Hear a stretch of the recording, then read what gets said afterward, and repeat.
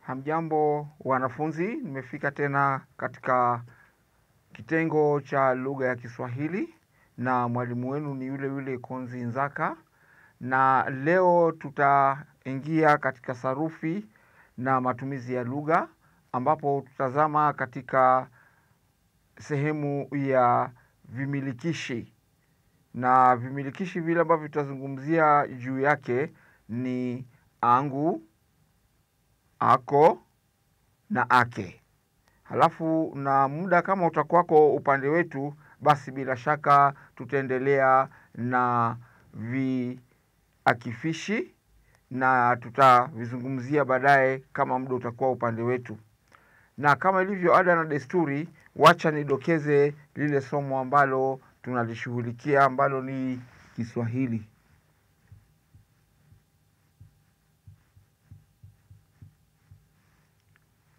Alafu hapa vimilikishi,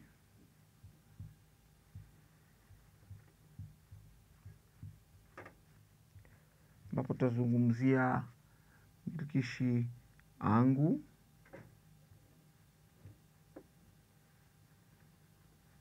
ako na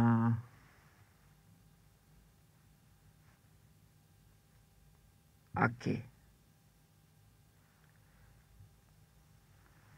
Kwa hivyo ndivyo vimilikishi ambavyo tutavishughulikia kwa leo.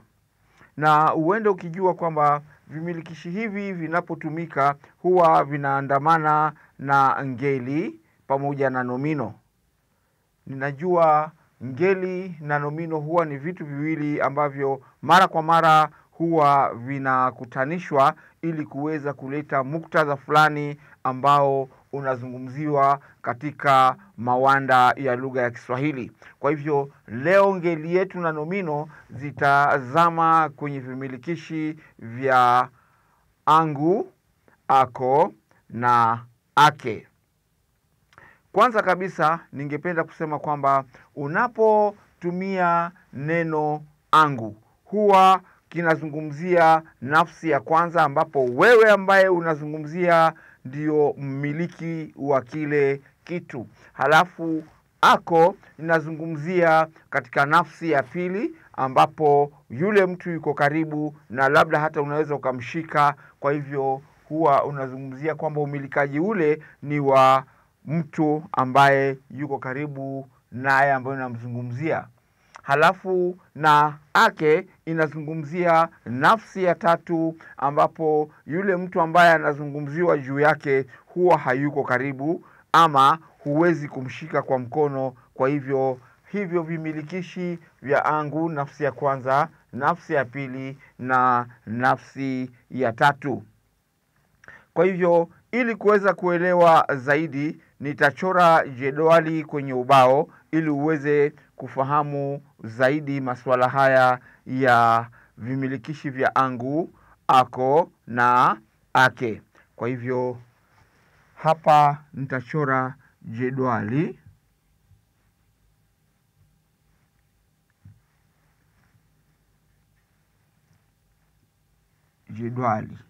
Alafu taandika pale ngeli,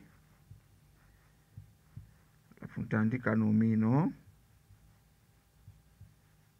alafu hapo katikati nitaweka vimilikishi,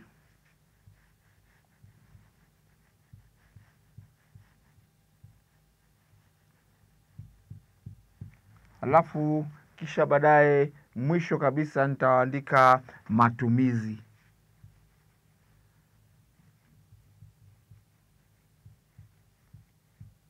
Na katika matumizi tutajitunga sentensi fupi fupi uweze kuona hizi sehemu tatu ambazo nimeziandika pale zinajidhihirisha vipi. Wacha pigi mstari pale.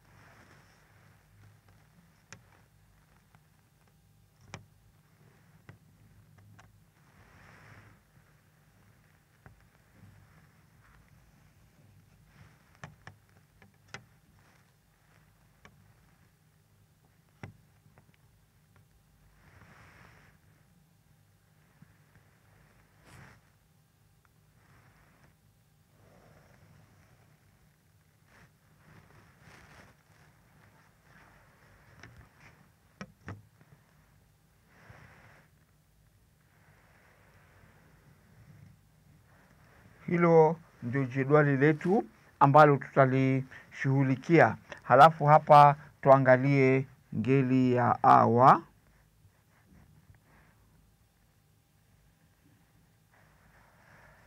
Katika ngeli ya awa tutatumia mtoto kama nomino.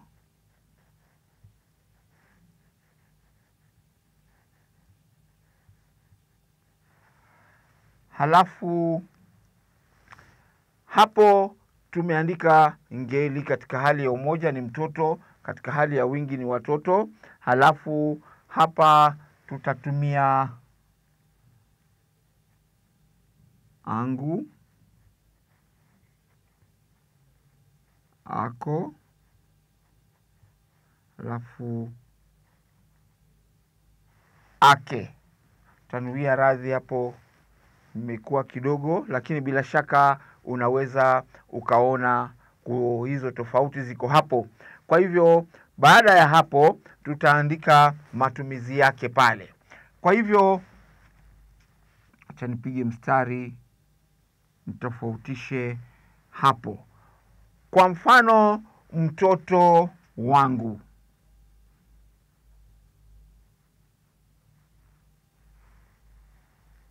Huyu ni mtoto wangu katika nafsi ya kwanza. Halafu mtoto wako. Halafu naona hapa hili jedwali letu tutaliongeza kidogo, kumradhi, tuweze kuandika vizuri. Kwa hivyo jedwali letu tutaliweka hapa.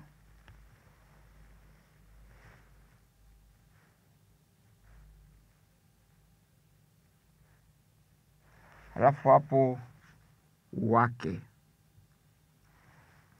Tunapoangalia hilo jedwali tunaona kwamba hapa kulikuwa kuna alama nimeziweka za nafasi, ambapo ni nafasi za viambishi. Kwa hivyo kiambishi hapo nimeweka ili herufi w, nikaweka hapa w pia, nikaweka w. Kwa hivyo inakuwa wangu, wake, wako. Halafu tunapiga mstari pale. Halafu tukija katika wingi itabaki tu watoto wangu, wako, halafu wake. Kwa hivyo katika hali ya wingi itabaki vile. Tatizo kubwa ambalo huwa wanafunzi wengi wanapata ni katika matumizi yake. Na hapa katika matumizi yake tutasema mtoto wangu amefika. Mtoto wangu amefika.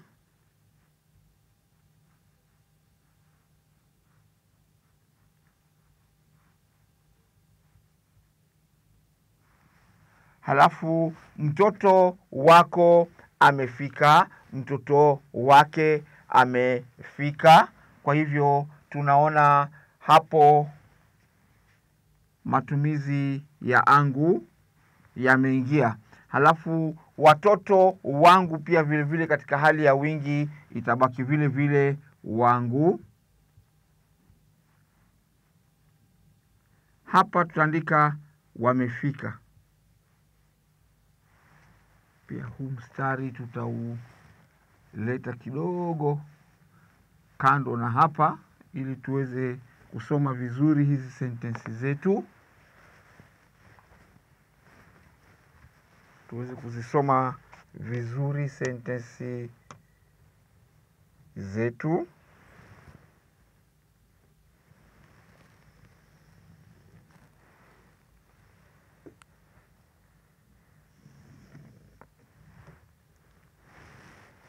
Kwa hivyo katika matumizi jedwali letu tutalifikisha mpaka hapo tu, hakuna shida. Mtoto wangu wamefika. Kwa hivyo katika hali ya wingi watoto wangu wamefika. ukifika utakuta kwamba hapa kiambishi a nimeongeza w ikakuwa wangu, halafu pia katika wake itabaki tu watoto wake wamefika, na watoto wako pia vile vile itakuwako ni hivyo hivyo. Wacha tuangalie ngeli nyingine ya ui.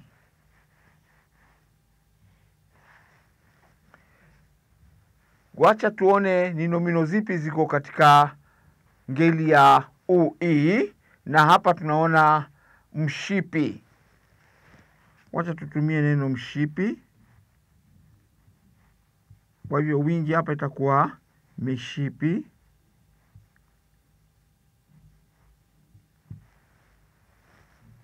Mshipi wangu itakuwa mshipi wako, halafu wake. Halafu katika hali ya wingi, mishipi yangu, yako, yake. Kwa hivyo tunaona hapa hii katika hii ngeli tunaona mabadiliko. Tunaona kuna ya katika hali ya wingi, halafu hapa itakuwa mshipi wangu,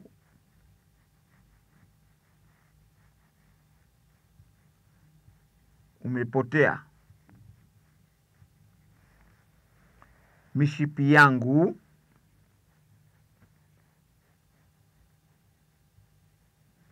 imepotea. Kwa hivyo katika nafsi ya pili itakuwa mishipi yake imepotea,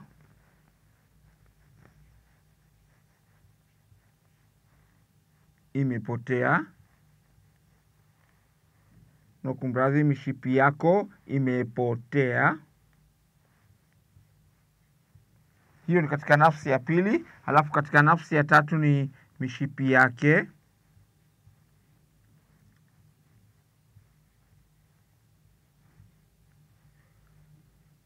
imepotea. Kwa hivyo hiyo ni ngeli ya ui. Tumeona kuna mabadiliko kidogo hapo. Hapo tunamalizia na ko, ke, hapo tunamalizia na angu. Kwa hivyo katika zile ngeli za nomino nyingine huwa kuna mabadiliko kidogo, ni tofauti na zile na ile ngeli ya awa ya viumbe. Kwa hivyo mifano zaidi utaipata katika jedwali ambalo nimelitayarisha, liko katika ukurasa, na utakapochakaza ama utakapo download, bila shaka utakutana na jedwali lile, halafu utaona upatanisho wa kisarufi pamoja na vimilikishi vya angu, ako, ake. Je, kuna swali kabla sijaendelea mbele katika somo letu la leo la sarufi na matumizi ya lugha? Basi kama hakuna swali lolote, na mimi sina swali upande wenu, kile kilichopo ni kwamba nitawapatia tu zoezi angalau niweze kutathmini uwezo wenu wa kuweza kuona kama umenifuatilia kwa karibu hili somo langu la leo. Na zoezi ni la kutumia tu vimilikishi ambapo ni angu, ako na ake. Kwa hivyo tuangalie hilo zoezi. Halafu maelezo yangu yanasema hivi: tumia viambishi mwafaka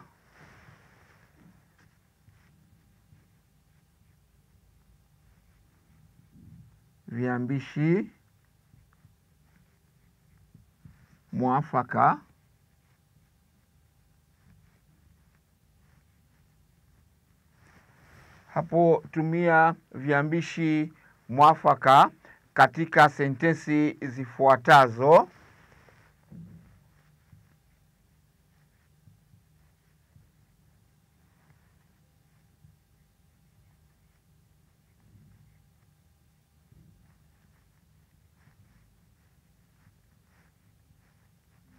zifuatazo. Tumia viambishi mwafaka katika sentensi zifuatazo kulingana na mzizi wa kimilikishi. Kulingana na kizizi na mzizi wa kimilikishi ulichopewa kwenye mabano.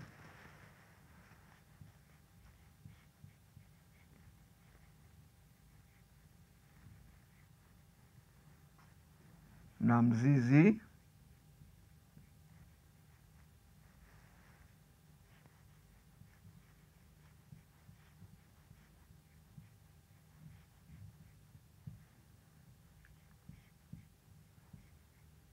ulichopewa kwenye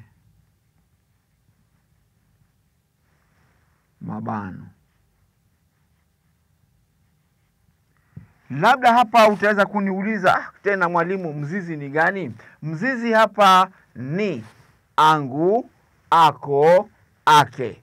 Kwa hivyo huu ndio mzizi wa kimilikishi kile ambacho umepewa pale, ambapo pia tunaweza tukakiita ni kimilikishi kivumishi. Kwa hivyo mzizi ambao ninauzungumzia juu yake pale ni angu, ako na ake. Hakuna mzizi wa kitenzi wala wa nini, ni mzizi wa kivumishi ambao unachukua nafasi ya kimilikishi. Swali langu la kwanza, mwalimu dash amekuja. Mwalimu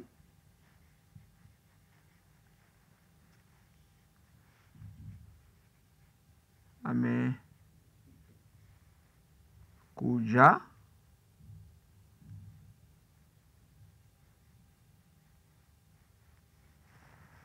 Kwa hivyo mzizi ni angu. Mimi nataka niwekee tu pale kiambishi ambacho kitaingiana vyema na hiyo sentensi. Halafu swali langu la pili ni katika hali ya wingi, walimu dash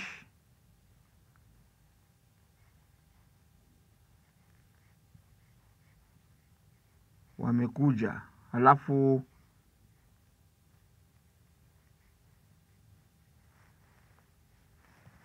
hapo nimetumia kimilikishi ama mzizi wa kimilikishi ako. Kwa hivyo utaniwekea hilo jawabu lako wapi? Katika hiyo sehemu ambayo nimeiwacha wazi. Halafu swali langu la tatu ni tunda dash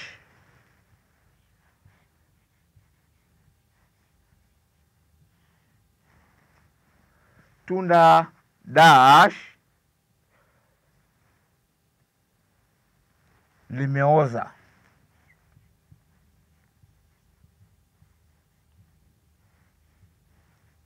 Halafu utatumia kimilikishi cha nafsi ya tatu. Halafu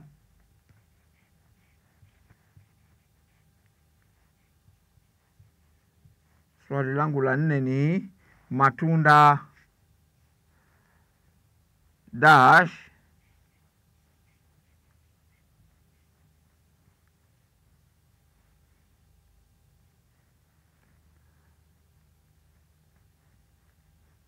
tatumia nafsi ya kwanza.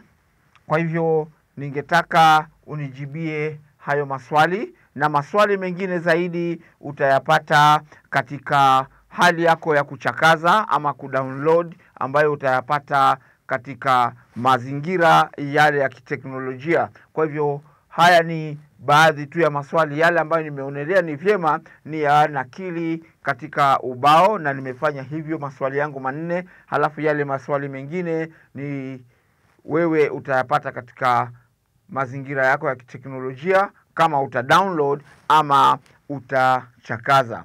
Bila shaka hadi hapo hakuna swali lolote, na nitaendelea na sehemu nyingine ya matumizi ya lugha ama sarufi na matumizi ya lugha, ambapo hapo sasa tutazungumzia kuhusu kuakifisha.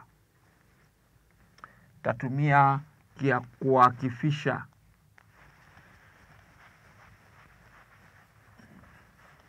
Kuakifisha, tuweze kujua kuakifisha ni nini, na huwa kuakifisha huku kunatumika katika muktadha gani katika mawanda ya lugha ya Kiswahili.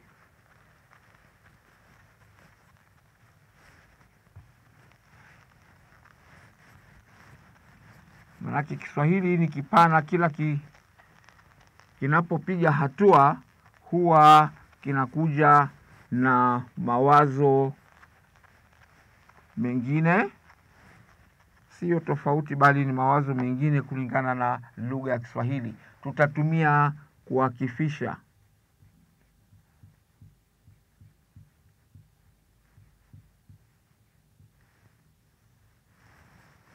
Je, kuakifisha ni nini? Labda utajiuliza ama utaniuliza. Kuakifisha ni kuweka hali ya jambo fulani katika muktadha wa kimaandishi katika hali ya usawa, ama kuleta upatanisho, ama kufanya lile jambo liwe katika hali ya usanifu. Kwa hivyo kuakifisha hapa ni hali ya kuweka jambo liwe sawa. Na utaliweka vipi sawa kuambatana na vile ambavyo unazungumza? Utaliweka sawa kulingana na vidokezo ama na alama zile ambazo huwa zinatumika katika uandikaji wa sentensi. Na viakifishi hivi ni kama vile vipumuo, nukta, alama za mshajari, alama za mdokezo, alama za dukuduku na kadhalika. Kwa hivyo katika sentensi unapoiandika, bila shaka huwa unakutana na alama hizi, na alama hizi ndizo zimeorodheshwa katika sehemu ya kuakifisha. Na kwa sababu viko viakifishi vingi, mimi leo nitazungumzia kuhusu baadhi tu ya viakifishi kulingana na ule muda vile ambavyo utaturuhusu, na nitaanza na kiakifishi cha kistari kifupi.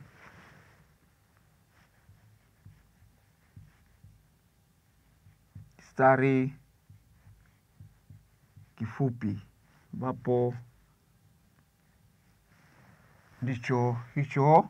Wacha tuone matumizi ya kistari kifupi. Kistari kifupi hutumika katika mazingira mbalimbali kama ifuatavyo. Kwa hivyo kistari kifupi kiko na matumizi mengi, na baadhi ya haya matumizi tutayaona kadri nitakavyokuwa nikikueleza katika kipindi hiki ambacho tunafuata. Matumizi ya kwanza ya kistari kifupi ni kutenganisha silabi. Kutenganisha silabi.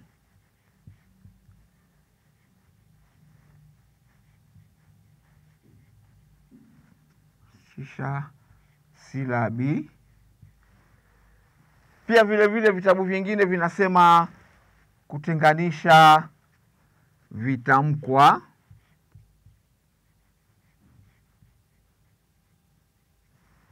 Na pia vile vile vitabu vingine vinasema kutenganisha viambishi. Kwa hivyo silabi au viambishi.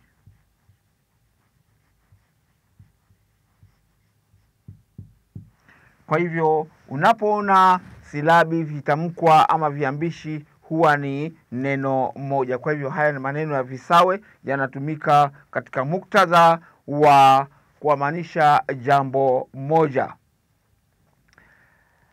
Nitaendelea kuelezea kwamba hutenganisha silabi mbili ili kuonyesha kuwa neno linaendelea katika mstari wa pili. Kwa hivyo tunapotumia hapa, namaanisha kuwa maendelezo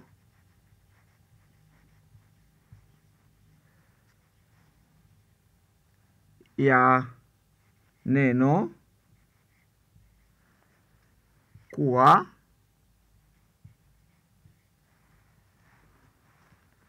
linaendelea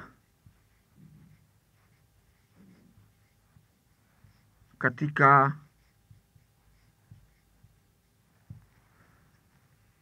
mstari wa pili.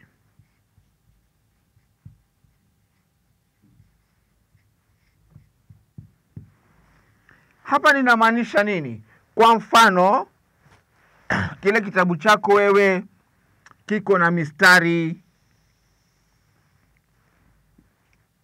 ambayo imepangana namna hiyo katika hilo daftari lako. Sasa wewe unatunga sentensi yako. Hapa kuna mstari.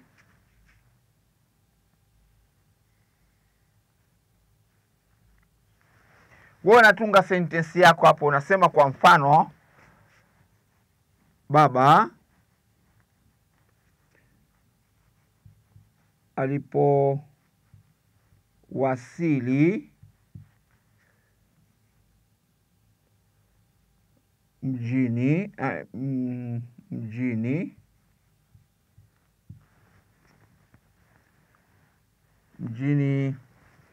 kuandikia sentensi, mjini Nairobi,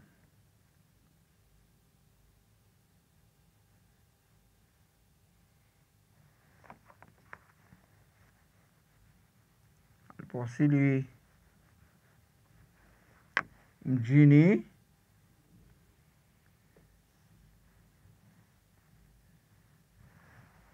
mjini Nairobi. Kwa sababu unaona hapa lile neno B ama silabi B haiwezi ingia, kitamkwa B hakiwezi kuingia, kiambishi B hakiwezi kuingia pale, utapiga kastari kafupi pale. Halafu usiwache hivyo tu, utaleta kile kiambishi ama zile silabi ambazo ungeziandika pale, unakuja unaziandika hapa. Baba alipowasili mjini Nairobi,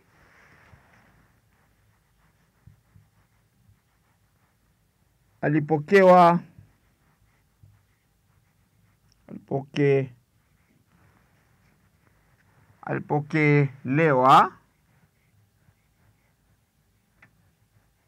na dada yangu. Kwa hivyo tumeona pale matumizi ya kistari kifupi. Baba alipowasili mjini Nairobi, alipokelewa na dada yangu. Kwa hivyo bila shaka hapo tumeona kuna maendelezo ya hili neno Nairobi, lakini kwa sababu ya nafasi hapa ndio nikaweza kuleta ile silabi ama kitamkwa ama kiambishi katika sehemu hiyo. Halafu ninaendelea. Kisha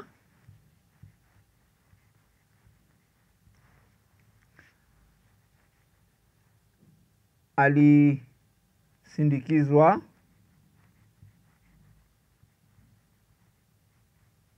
hadi nyumbani.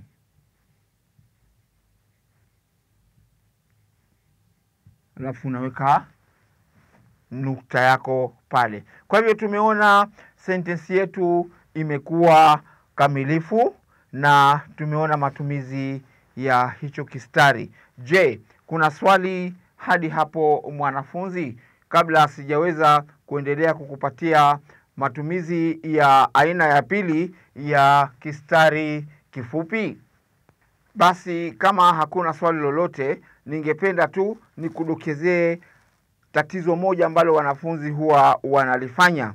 Wacha nitatumia tu mfano na nikuonyeshe hapo huwa kuna kosa unapofanya jambo kama hilo. Jedwali letu litabaki tu hilo hilo. Na mimi naona hili tuliite jedwali A, hili jedwali B. Taandika hivi: baba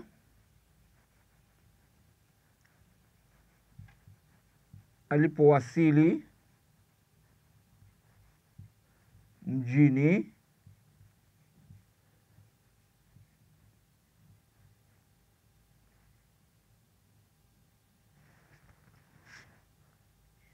Nairobi,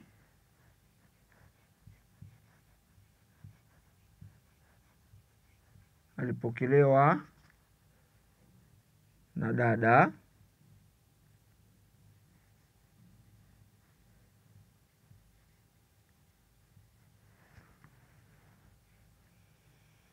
Mstari wa kwanza, halafu kisha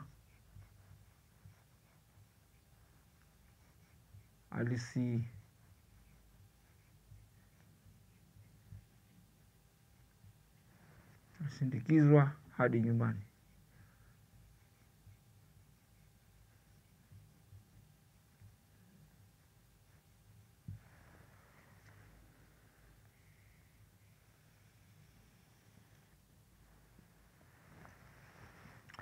Haya, tunapoangalia mfano wetu wa pili ni kwamba baba alipowasili mjini Nairobi. Sasa hapa unaandika herufi ba, halafu unakuja kuleta ile ai hapa. Hiyo ni makosa kwa sababu hii sio silabi na hii sio silabi. Hii ni herufi. Kwa hivyo utakapofanya jambo kama hilo, basi hii sehemu utakwako kisarufi na upatanisho sahihi utakwako umeandika ndivyo sivyo, na haitakuwa ni matumizi ya kistari kifupi, bali itakwako ni ubunifu wako. Nafikiria bila shaka hadi hapo tuko pamoja. Wacha tuone matumizi ya pili ya kistari kifupi, kwa sababu muda hauko upande wetu, unatupatia mkono wa buriani. Lakini wacha tuangalie kutenganisha silabi za neno. Kutenganisha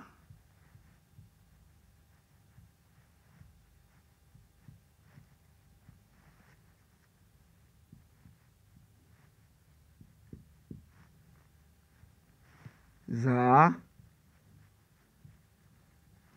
neno.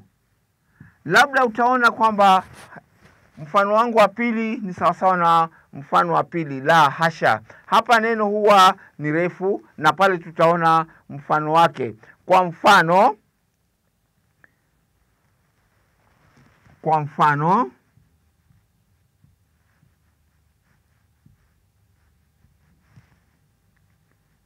ni na so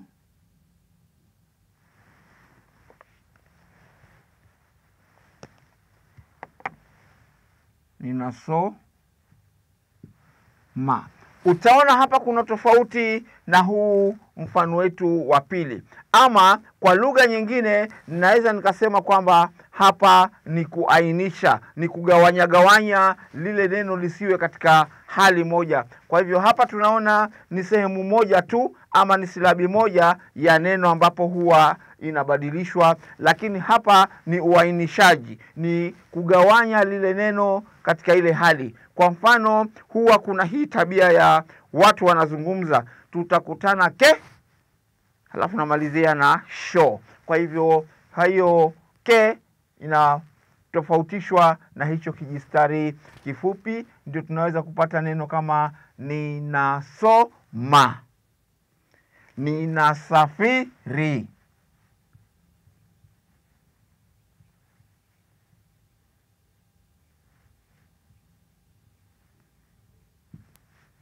Kwa hivyo hapo tuone huu ni mfano wa kwanza na huu ni mfano wa pili. Kwa hivyo tofauti ni kwamba hapo unagawanya ama unaainisha katika lugha sanifu ya Kiswahili. Kwa hivyo hapa ni sehemu ndogo tu, lakini pale ni neno zima unaligawanya. Bila shaka hapo hakuna tashwishi yoyote, na kwa sababu ya muda umetupatia kisogo, tutakuja tuendelee na mifano zaidi katika uakifishaji wa kistari kifupi pamoja na uakifishaji wa kistari kirefu, ili uweze kuona tofauti iliyopo baina ya matumizi ya hivi vistari viwili, kistari kifupi na kistari kile kirefu.